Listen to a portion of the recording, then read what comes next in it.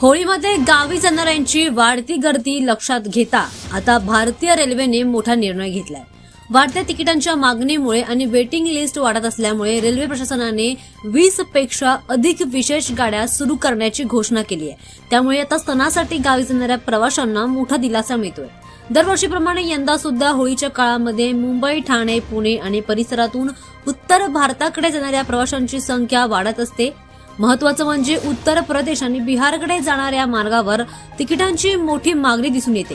ही परिस्थिती लक्षात घेता आता रेल्वेने अतिरिक्त फेऱ्या सोबतच विशेष गाड्या चालवण्याचा निर्णय घेतलाय। या गाड्या आता प्रमुख जंक्शन स्थानकांवर थांबणार असून प्रवाशांना आरक्षणासाठी अतिरिक्त सुविधा उपलब्ध करून देण्यात येत आहेत। मुंबई लोकमान्य टिळक टर्मिनस सोबतच पुणे आणि इतर स्थानकांवरून उत्तर प्रदेश आणि बिहारमधील महत्त्वाच्या शहरांकडे या विशेष गाड्या धावणार आहेत। गर्दी नियंत्रित करण्यासाठी अतिरिक्त डबे जोडण्याची सुद्धा निर्णय रेल्वे प्रशासनाने घेतलाय।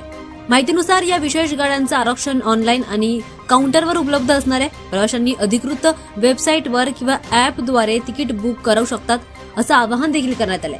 प्रवाशांच्या सुरक्षिततेसाठी आणि शिस्तबद्ध प्रवासासाठी स्थानकांवर अतिरिक्त रेल्वे सुरक्षा बल तैनात करण्यात येतोय। त्यामुळे आता उत्तर प्रदेश आणि बिहारकडे जाणाऱ्या प्रवाशांसाठी रेल्वेने 20 पेक्षा अधिक विशेष गाड्या सुरू केल्या आहेत, जेणेकरून प्रवास करताना प्रवाशांना मोठा दिलासा मिळेल। या सणाच्या काळामध्ये गर्दी काही प्रमाणात कमी होण्याची अपेक्षा आता व्यक्त केली जाते।